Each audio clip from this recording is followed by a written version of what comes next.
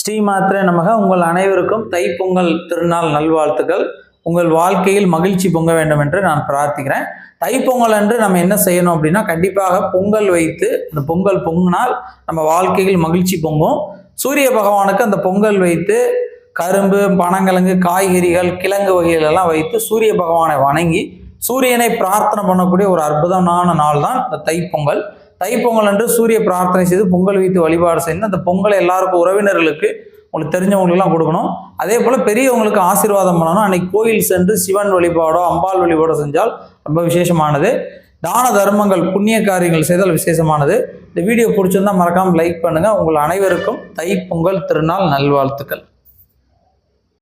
சர்வசக்தி கொண்ட வாராகி அன்னையின் அனுக்கிரகத்தை பெற அருள் தரும் வாராகி என்ற சேனலை சப்ஸ்கிரைப் பண்ணுங்கள். அதோட லிங்க் கீழே டிஸ்கிரிப்ஷனில் கொடுத்துருக்கேன். நன்றி.